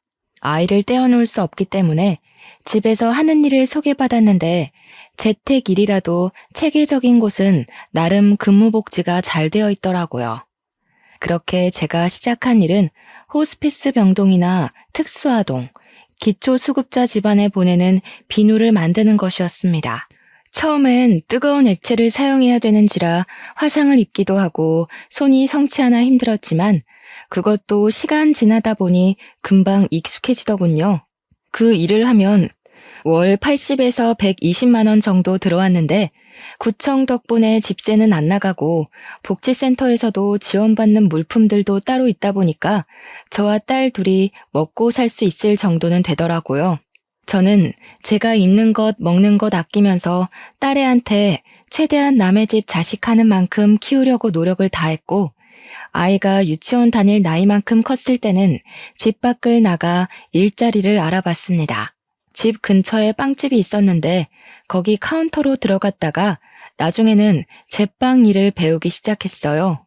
빵 냄새가 좋기도 했고 또 우리 딸이 완전 빵순이라서 제가 빵집 일을 하는 걸 굉장히 좋아하더라고요. 딸은 저를 살게 하는 원천이나 다름없었습니다. 그래서 딸이 좋다 하니까 정말로 제빵 일을 해보고 싶더군요. 고민 끝에 저는 제빵사 자격증을 따볼까 싶어 공부를 시작했고 같이 일하는 제빵사님께 도움까지 청해 정말로 자격증을 따버렸어요. 제빵사님은 저의 성실함을 좋게 점수 매겨주셨고 고맙게도 제게 빵집을 키울 생각인데 같이 해보지 않겠냐 제안을 해주었습니다. 덕분에 저는 더 커진 규모의 빵집에서 본격적으로 빵을 만들기 시작했어요. 그 사이 딸은 중학생이 되었고 저와 딸은 점차 행복 궤도에 오르고 있었습니다. 하지만 역시 제겐 순탄한 길이 어울리지 않았던 거죠. 숨이 딸려도 행복한 정상에 빨리 오르고 싶었는데 결국 돌뿌리에 걸려 삐끗하게 되는 일이 발생이 되었습니다. 딸이 학교에서 과학 시간에 혈액형 검사를 했는데 실험 과정에서 자기가 A형이 나왔다고 하더라고요. 저는 O형이고 남편은 B형이었기 때문에 우리 사이에서 A형 자식은 나올 수가 없었어요. 딸이 아무렇지 않게 하는 말에 살짝 당황했지만 애들이 직접 했다는 실험이라는 걸 감안하면 분명 오류가 있었을 거라 생각이 들더군요. 그래서 그러려니 넘겨버렸습니다. 그러나 그 문제는 몇 년 후 제 발목을 다시 붙들었는데요. 그렇게 붉어진 혈액형 파장은 제 인생을 송두리째 흔들어버리고 말았어요. 딸이 고등학생이 된 후 학교를 찾아온 헌혈 차량에서 친구들이랑 같이 헌혈을 했다고 했거든요. 그런데 거기서 간호사가 헌혈 전 피 검사를 했는데 A형이라고 했대요. 이젠 딸이 검사지까지 들고 온 상황이라 빼도 박도 못하게 A형이라는 거였고 저는 그대로 다리에 힘이 풀릴 수밖에 없었습니다. 어떻게 이럴 수가 있겠습니까? 제가 다른 남자를 만나 불경스러운 짓을 한 적이 없는데 이게 말이 되는 건가요? 딸이 제 혈액형은 알아도 남편 건 모르는 상태입니다. 제가 일부러 말하지도 않았어요. 그래서 저 혼자 딸이 가져온 검사지를 보면서 며칠간 혼란에 잠겨 시간을 보냈습니다. 너무 떨렸어요. 제 딸이 맞는데 아닐 수도 있다는 확률이 생겼다는 게 겁이 났습니다. 왜 그런 일이 생겼는지 도무지 알 길이 없었어요. 이 사실의 실마리를 풀기 위해서는 혈액형보다 좀 더 확실한 방법이 필요했습니다. 저는 끝내 딸과 친자 검사를 해보기로 마음먹었고 딸의 칫솔과 제 것을 들고 기관을 찾았어요. 떨리는 가슴을 안고 받은 친자 검사 결과지는 결국 저를 절망하게 만들었습니다. 친자 관계가 인정되지 않는다. 그야말로 청천벽력 같은 사실이었어요. 그렇게 기재된 문장을 믿을 수가 없어서 몇 번이고 뜯어보았죠. 눈물이 앞을 가려 마음을 추스르고 보느라 한참 동안 기관에서 자리를 뜨지 못했습니다. 도대체 어떻게 된 일일까요? 당연히 내 새끼라고 17년을 끼고 살았던 딸인데 어쩐지 지금 생각해보니 복지센터 사람들이 저랑 딸을 보고 안 닮았다고 얘기를 번번이 했었어요. 그게 결국 이렇게 될 징조였나 봅니다. 그땐 저 혼자 제 딸이랑 닮았다고 생각하며 살았거든요. 근데 정말로 저와 딸이 혈육이 아니라서 안 닮은 거였다니 충격은 거듭될수록 사그라들기는커녕 제 숨통을 계속 조여왔습니다.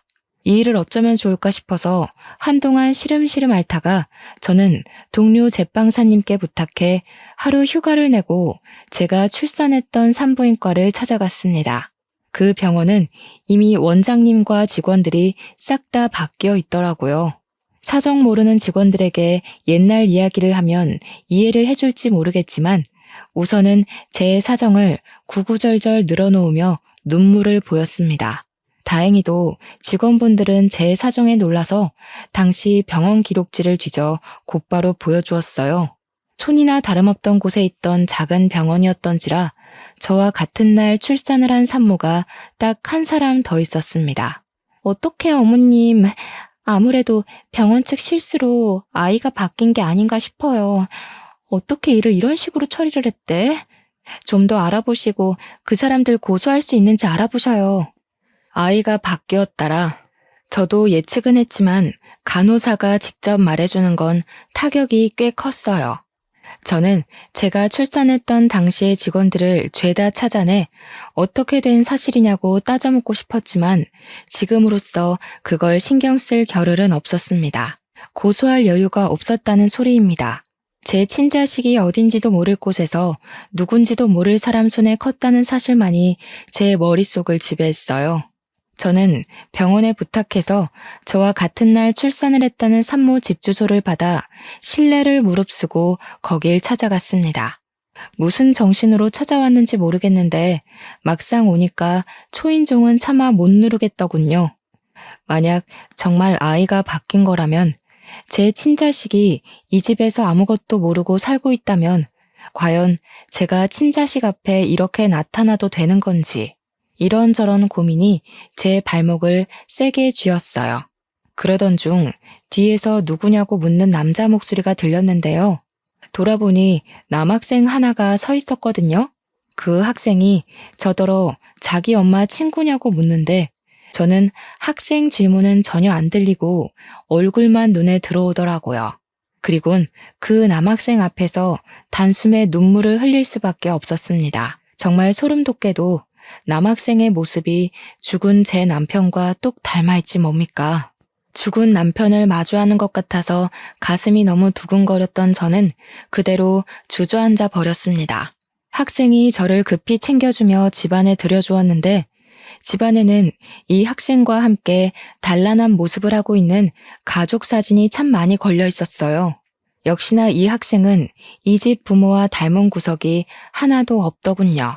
사진을 보고서 제 친아들일지 모른다는 확신이 조금 더 들었습니다. 학생의 부축을 받고 소파에 앉아 있는데 잠시 뒤 저와 또래로 보이는 아줌마가 나타났어요.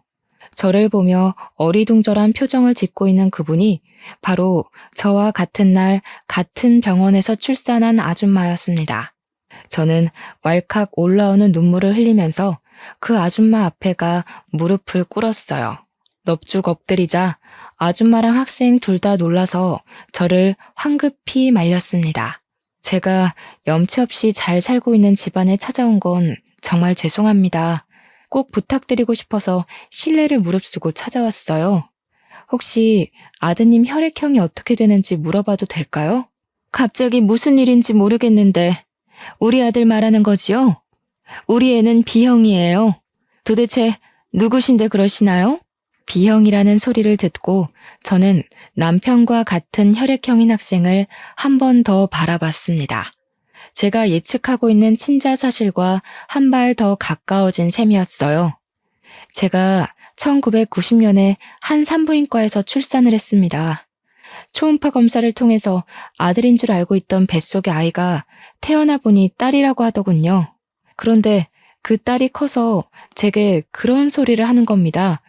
A형이라고요. 하지만 저는 O형이고 제 남편은 B형이거든요. A형 자식이 나올 수 없지 않습니까? 그거 참 당황스러운 소식이네요. 따님이 잘못 측정한 게 아니고요. 그런데 그게 지금 이렇게 찾아오신 거랑 어떤 관련이 있는 거죠? 경기도 산부인과에서 출산한 적 있으시죠? 빨강 지붕 뒤에 있는 산부인과요. 1990년 4월 18일에 혹시 아이를 출산하지 않았나요? 제 말을 들은 아줌마는 깜짝 놀라면서 자기 아들 태어난 날이 그날이라고 하였습니다. 아줌마가 놀라며 제 말에 공감을 할 때마다 저는 앞에 있는 학생이 제 친아들이라 확신할 수밖에 없었어요. 제가 둘에게 과거의 사정을 전부 말하고 제 딸 사정까지 밝혔더니 아줌마 또한 심히 놀란 눈치였고 같이 듣고 있던 학생도 마찬가지였습니다. 실례인 거 압니다. 하지만 제가 이렇게 하지 않으면 자꾸 그댁 아드님이 눈에 밟혀서 잠이 오지 않을 것 같아 이래요. 부탁드립니다. 친자 검사 한 번만 해보게 해주세요. 아줌마 입장에선 안 해볼 이유가 없다고 생각했는지 제 제안을 받아들여 줬습니다. 아마 제 이야기를 듣고서 자신도 친자에 대한 의문이 생겨버렸을 테니 찝찝한 마음으로 지낼 수 없기도 했겠죠. 그렇게 시행한 검사에서 아줌마와 학생은 친자 불일치, 저와 학생은 친자 일치가 떴어요. 어떻게 이런 일이 있을 수 있냐면서 아줌마도 저와 같이 절망하며 주저앉았어요. 자리에서 한참을 일어나지 못하며 학생을 붙잡고 눈물을 흘렸죠. 한 번씩 이상한 점이 있었어요. 아들은 갈수록 건강하게 커가는데 어느 순간부터 저희 부부랑 닮은 점이 없는 것 같더라고요. 다른 사람들도 저와 남편이 아들을 데리고 다니면 자식인 줄 몰라봤거든요. 그런데 그게 이런 이유였다니 어떻게 이런 일이 있을 수가 있죠? 아줌마네 부부는 자기 아들과 생활 습관이나 입맛 하나 비슷한 게 없어서 꽤나 어렵게 키운 편이라고 했어요. 그리고 자기도 저처럼 초음파 사진에서 딸인 줄 알았다고 합니다. 하지만 출산하고 나서 아들이라길래 단지 초음파 결과가 오진인 줄로만 알았다고 해요. 저희는 사실을 전부 알았지만 이걸 어떻게 바로잡아야 할지 고민이 많았습니다. 무엇보다 자식들이 가장 혼란스러울 거라 생각했어요. 아니나 다를까 아들이랑 딸이 친부모의 사실을 쉽게 받아들이지 못하더군요. 서로 친모를 낯설어하는 상황이었습니다. 당연한 반응이겠죠. 그래서 저랑 아줌마는 아이들에게 시간을 주기로 결정할 수밖에 없었고 서로 일주일에 한 번씩 같이 만나서 외식을 하는 날을 가졌어요. 이렇게 보니까 제 딸은 아줌마를 참 많이 닮았더라고요. 아줌마도 제 딸을 보면서 자기의 어린 시절을 보는 것 같다며 딸을 만날 때마다 눈물을 보였습니다. 저 또한 우리 아들을 볼 때마다 남편 생각이 나서 눈을 뗄 수 없더군요. 자식들은 어른들의 기막힌 실수를 이해해주고 이런 상황을 받아들이고자 노력을 보였습니다. 어쩜 둘 다 하나같이 착하게 커졌는지 모르겠어요. 발칵 뒤집혔던 순간도 시간이 지나니까 익숙하게 자리를 잡더라고요. 아들이랑 딸은 같은 동네의 고등학교를 다녔는데요. 제 빵집이 귀갓길에 있는지라 아들이랑 딸이 나란히 제 빵집에 찾아와 빵을 얻어가곤 했습니다. 그리고 어느 날 제가 매장 쓰레기를 정리한다고 브레이크 시간에 잠깐 밖을 나섰던 적이 있었어요. 그때 우연찮게 본 건너편 길목에서 익숙한 형상의 뒤태를 목격했는데요. 소름 돋게도 무려 17년이란 시간이 지났음에도 제 DNA가 과거의 상처를 고스란히 기억하고 있더라고요. 설마 하는 마음으로 건너편에서 얼쩡거리고 있는 할머니를 계속 지켜봤거든요. 역시나 할머니가 얼굴을 보이자마자 저는 손에 들고 있던 쓰레기통을 놓쳐버릴 수밖에 없었습니다. 손에 저처럼 쓰레기 봉투를 들고 있던 저 할머니, 아들 뵀다고 손뼉 쳐주고 딸 낳았다고 지랄했던 시모이지 뭡니까? 건너편에서 시모는 저처럼 쓰레기 봉투를 들고 냄새나는 소각장 주위를 맴돌고 있었습니다. 저런 일할 사람이 아닌데 차림새도 볼품없는 할망구 옷을 입은 게 제가 아는 시모 같다가도 낯선 모습이더라고요. 그리고 그 이후 저는 또 한 번 낯선 시모의 모습을 보게 됩니다. 저희 빵집 건너편에 고깃집이 하나 있는데 제가 거기 사장님이랑 이웃처럼 지내는 사이예요. 서로 식사와 후식 관계이기 때문에 은근히 득보는 게 있었거든요. 거기선 저희 빵집을 추천해주고 저희도 고깃집을 맛집으로 추천해주는지라 서로에게 늘 호의적인 관계였습니다. 그런데 그 상냥하고 털털한 고깃집 사장님이 시모 앞에서는 색다른 이면을 보여주었는데요. 할머니, 제가 일반 쓰레기에 음식물 섞어버리지 말라고 했잖아요. 못 살아 정말. 이거 다시 풀어서 골라 담으세요. 그러게 한 번에 잘했으면 1-2번 안 했을 거 아니에요. 앞으로 쓰레기 버리기 전에도 검사 맡으세요. 알았어요, 알았어. 내가 다음부터 그렇게 할게. 이거 이미 묶어버렸는데 냄새나게 어떻게 다시 풀겠나. 다음에 할게. 저희는 할머니 아니어도 일해줄 젊은 친구들 많이 구할 수 있어요. 며느리 생각해서 꽂아줬더니 해도 너무하시네. 이러면 나 며느리한테 말해서 할머니 잘라버릴 거예요. 시모는 고기 사장 앞에서 예 굽신대면서 쓰레기 봉투를 풀기 시작했습니다. 음식물 봉지 들고 오라는 호통치는 고기 사장 말에 앓는 소리를 내며 느릿하게 움직였어요. 그 모습을 보는데 과거에 기세등등하던 시모 모습이 온데간데 없어서 한참 놀라 보고 있었습니다. 다행히 시모는 저를 알아보지 못했고 발견하지도 못했어요. 재활용 정리를 마치고 다시 매장으로 들어올 때는 시모는 없고 고기 사장님만 담배를 피우고 서 있더라고요. 여사장님이신데 상냥하고 친절하지만 좀 많이 터프하세요. 저는 그제야 그 사장님께 인사를 드렸고 살짝 불러서 시모에 대해 물어보았습니다. 들어보니까 사장님 며느리가 자기 외숙모라면서 시모를 부탁했다고 하더군요. 나이가 좀 있는데 자식이 없어서 노후 관리가 안 되는 사람이라고 설명을 했다네요. 그러니까 저한테는 한때 시조카였던 사람이 고기 사장님 며느리로 들어간 겁니다. 세상 참 좁지 않나요? 아무리 대한민국이 좁은 땅이라지만 서울 땅덩어리가 이 정도로 쉽게 과거 인연을 접할 만큼 작진 않은데 신기한 일이었습니다. 어쨌든 시모가 남의 집 종처럼 별 볼 일 없이 살고 있는 건 맞는 것 같았어요. 그렇게 나를 자기 만족에 이용하는 도구처럼 여기더니 결국 자기도 남의 가게에서 도구로 굴려지는 삶을 살고 있었네요. 저는 고기 사장님께 부탁해서 시모가 쉬는 날이 언제인지 일정을 물었습니다. 시모와 두 번 다시 마주치지 않기 위해 물었던 건데 그게 훗날 제게 큰 수혜로 다가올 줄은 몰랐어요. 어느 주말 아들이 우리 집을 찾아온 적이 있었는데요. 혼자 연락도 없이 갑작스레 왔길래 버선발로 뛰쳐나가 무슨 일로 왔냐고 다정하게 받아줬습니다. 아들 하는 말이 자기 아빠가 어떤 사람인지 궁금해서 왔다고 하더라고요. 갸륵한 마음에 감동받아 울컥했지만 너무 자주 눈물을 보이는 것 같아서 애써 참고 제 남편 사진이 담긴 앨범을 아들에게 보여줬어요. 아들은 자기가 봐도 자기랑 닮은 남편의 젊은 시절 모습에 처음으로 눈물을 보였습니다.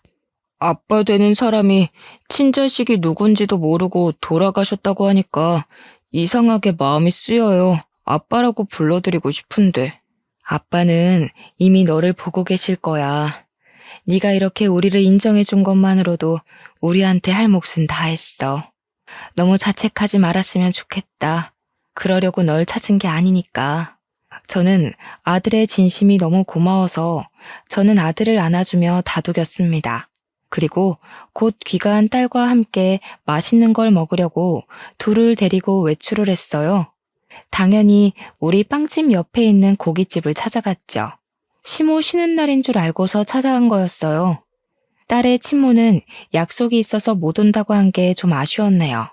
딸이랑 아들은 이제 제법 친해져서 친구처럼 지냈습니다. 보고만 있어도 세상을 다 가진 것처럼 흐뭇하더군요. 그때 제 귀로 어딘가 익숙하고 소름 돋는 목소리가 들려왔는데요. 정말이지 하늘은 제가 한순간이라도 마음 편히 누릴 수 있는 여유를 안 주는 것 같아요. 일부러 시모 없는 날인 걸 알고 고깃집을 찾았던 건데 그렇게 피하고자 했던 시모 목소리가 제 귀를 때리는 거 아니겠습니까? 아유, 미안하다니까. 사돈끼리 참 팍팍하게 구네. 이 정도 묻은 거는 손님들이 몰라요. 다 사람이 하는 일인데 어떻게 완벽할 수가 있겠어? 직장에서 사돈, 가족 그런 게 어딨나요? 할머니 자꾸 이런 식으로 하면 일 못 써요. 이거 처음부터 다시 다 닦으세요. 아니면 오늘 일단 깎아서 드릴 겁니다. 엮이고 싶지 않았는데 돌아보니까 역시나 지난날처럼 시모가 고기 사장한테 갈굼을 당하고 있더군요. 조금 더 가까이서 본 시모의 모습은 상당히 세월을 직격탄 맞은 얼굴이었습니다. 시부모 둘 다 꼬부랑 할매 할배가 돼서 수익이 없다 보니까 이런 수모까지 당하면서 일을 하고 있는 것 같았어요.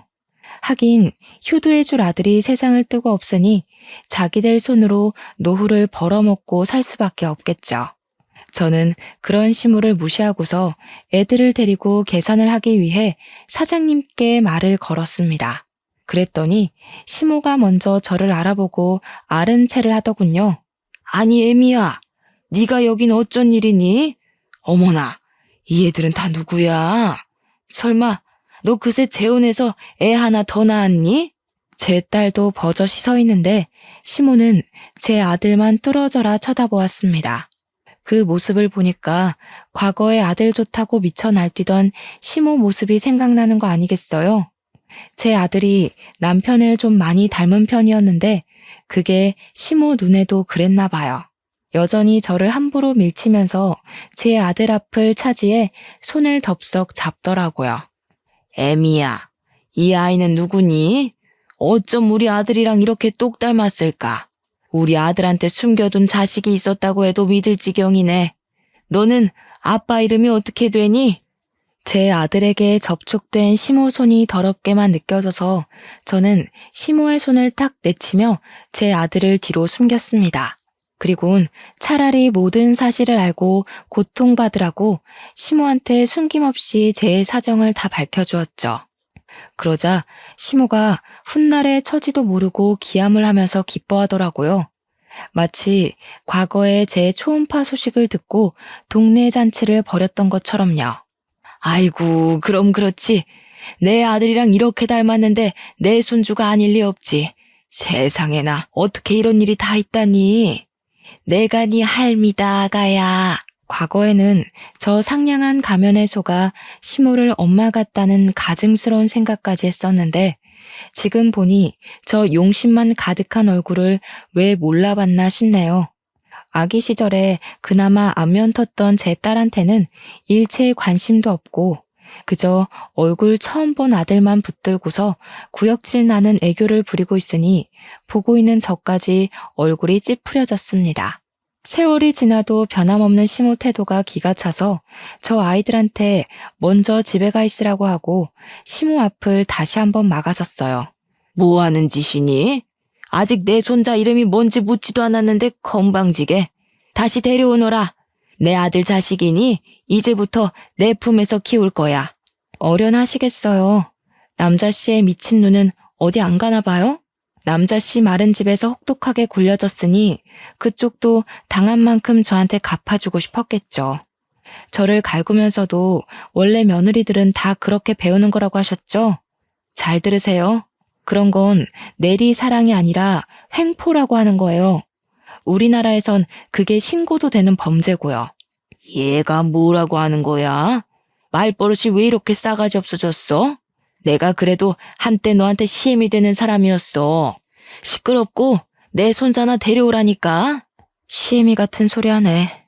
아직도 과거에 매여서 본인이 뭐라도 되는 줄 아나 본데 지금 처지 똑똑히 되새겨보세요. 고기 불판이나 닦고 있는 주제에 떵떵거리면서 제 얼굴에 침 튀길 입장은 아니잖아요? 보아하니 남편 목숨값도 흥청망청 써버린 것 같은데 여기마저 쫓겨나면 거짓골 못 면할 텐데요. 시모는 제 말에 머리끝까지 열이 받은 얼굴을 하더니 곧 쌍욕을 내뱉었습니다. 제 멱살까지 잡으면서 저보고 또 자기 집 망하게 한 원흉이라고 자신이 이렇게 망가져 사는 건 다 저 때문이라고 옛날과 같은 소리를 하더군요. 하도 같은 욕을 많이 들어서 그런지 이젠 시모의 일관된 레퍼토리가 지겹지 뭡니까. 저는 힘 다 빠진 시모의 손길을 내친 후 사장님 손에 쥐어진 수세미를 냅다 뺏어왔습니다. 그리곤 시모 목덜미를 쥐어잡고 수세미로 시모 입을 벅벅 문대었죠. 도대체 몇십 년 동안 입을 안 씻고 살았대. 입 열 때마다 더러워서 듣기 거북하네요. 누가 누구더러 원흉이라는 건지 모르겠어요. 제발 주제 파악 좀 하시죠. 이 못된 성깔이랑 심술만 줄였어도 남편이 그렇게 쓸쓸하게 죽진 않았을 거예요. 다 늙어서 외롭게 고독 싸고 싶은 게 아니면 제발 철 좀 들어요. 나는 시모를 팩 놓으면서 기름때 잔뜩 묻은 수세미를 시모 얼굴에 던져버렸습니다. 시모가 기침을 캑캑하면서 쌍심지를 켜고 저를 노려보는데 더 이상 저한테 덤벼들진 못하더군요. 아무래도 체력에서 차이가 크게 불리하다는 걸 느끼고 함부로 나서지 못하는 것 같았습니다. 우리 사정을 고스란히 다 듣고 있던 고기 사장님은 시모의 실체를 알고서 턱 빠지게 입을 벌렸고 시모에게 그딴 정신머리로 사니까 지금 벌 받는 거라고 양심 있으면 손자 같은 거 찾지 말라며 같이 호통쳐 주었습니다. 그리고 고기 사장님이 그 자리에서 시모를 해고해버렸어요. 시모는 돈줄이 끊기자 체면 다 구기면서까지 고기 사장 앞에 무릎을 꿇었는데요. 사장님 바지가랑이를 잡으면서 해고만은 안 된다고 사정을 했어요. 그 모습이 참 비굴하고 고소하더라고요. 고기 사장님은 그런 시모한테 사과를 왜 나한테 하냐면서 또 강하게 소리를 쳤고 시모는 그제야 제 앞으로 머리를 조아리며 그동안의 행실에 대해서 사과를 했습니다. 무려 17년 만에요. 하지만 저는 그 사과마저 시모가 자기 밥줄 위해 가식적으로 용서를 빈다는 게 너무 눈에 보였습니다. 원래부터 용서할 마음 따위 눈꼽만큼도 없었지만 이런 상황에서도 진심이 없는 시모의 태도가 더는 사람으로 안 보이더군요. 노망난 할머니 다 됐네. 그쪽 팔자는 결국 이렇게 될 거였어요. 귀한 손주 잃고 죽을 때까지 남의 집 종노릇이나 하다가 눈 감을 팔자라는 거 그만 받아들이셨으면 하네요. 마지막으로 경고하는 겁니다. 저나 우리 애들 눈에 2번 다시 띈다면 그땐 이보다 더 지독한 시궁창에 빠뜨려버릴 거예요. 평생 후회하면서 눈물로 허송세월 보내길 바란다는 말을 마지막으로 저는 고깃집을 나와버렸습니다. 시모가 따라 나오며 저를 한서린 목소리로 불렀지만 고기 사장님한테 쫓겨나는 바람에 가게 문에 매달려 있느라 쫓아오진 못했어요.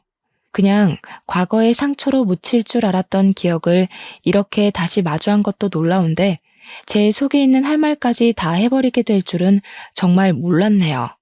시모한테 당했던 수모에 비하면 제 호소는 짧고 굵은 한 방이었지만 시모는 제가 따로 벌을 주지 않아도 이미 벌을 받고 있던 처지인 것 같아 충분히 속 시원했습니다.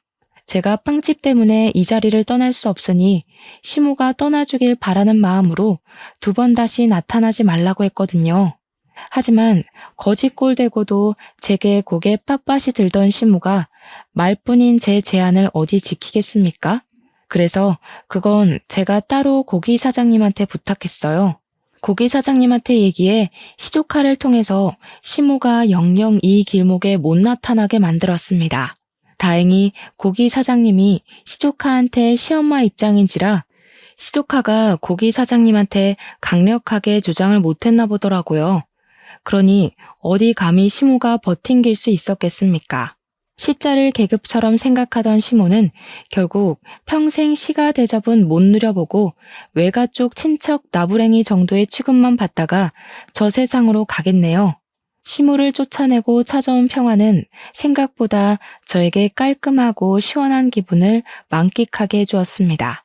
이젠 저도 내 새끼들과 저 스스로를 지킬 만한 힘이 생겼다는 걸 증명해 보인 셈이기도 해서 제 자신이 얼마나 기특한지 모릅니다. 제 아들이 버젓이 살아있는 한 시모가 언제 또 저희 앞에 나타날진 알 수 없어요. 하지만 더는 저런 늙은 할망구 따위 하나도 두렵지 않습니다. 제가 시모에게 경고했던 대로 또다시 모습을 드러낸다면 정말 시궁창으로 밀어버릴 각오도 이미 하고 있어요. 덤빌 테면 덤벼봤으면 좋겠네요.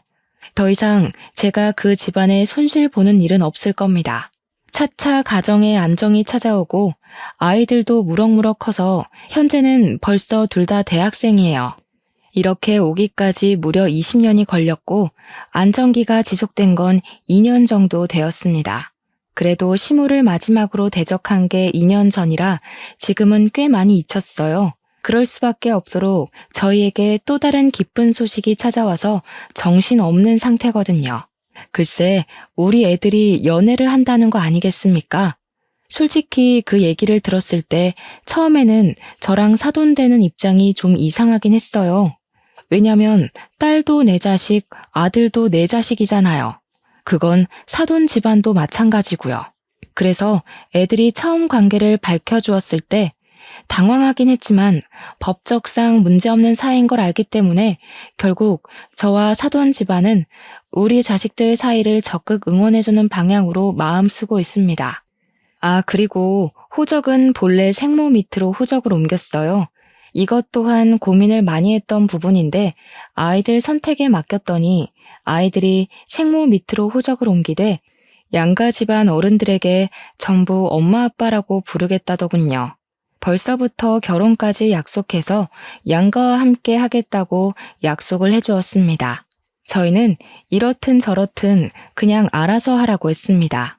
저와 사돈은 그저 내 자식들이 우리 곁에 있어주기만 한다면 그걸로 만족했거든요. 어떻게 이런 기막힌 인연이 다 있을 수 있단 말인가요? 제가 죽기 전에 이 정도로 심한 비탈길을 걸어보게 될 줄은 몰랐습니다. 평평한 시멘트 바닥을 밟기까지 비탈길 때문에 발바닥이 상처투성이가 되어버렸지만 그래서 시멘트 바닥의 소중함을 더 잘 알게 된 것 같아요. 지금의 행복이 남들보다 2배, 3배로 소중하고 기쁘다는 걸 말씀드리고 싶었습니다. 다들 한 번쯤은 인생의 고비를 겪어보지 않았습니까? 인생이란 게 늘 순탄하기만 했던 분도 언제 어떻게 삐끗하게 될지 모르는 거잖아요. 생각보다 스스로에게 주어진 고비가 좀 많이 힘든 편일 수도 있는데 그때마다 좌절할 만큼 하시고 올 만큼 우셨으면 좋겠습니다. 그리곤 탈탈 털고 꼭 일어나셔야 해요. 계속해서 일어나는 사람에게만 그만큼의 보상이 따르는 겁니다. 살아보니까 그래요. 그러니 특히 젊은 청년들이 이른 나이에 너무 다 이루려고 하지 말고 본인의 시기가 올 때까지 계속 일어났으면 싶어요. 인생은 그렇게 살아야 되는 거더라고요. 인생의 큰 틀은 결국 모두의 공통점이란 걸 아시고 매사에 희망을 갖고 사는 사람이 되었으면 합니다. 그만 글을 마쳐야겠네요.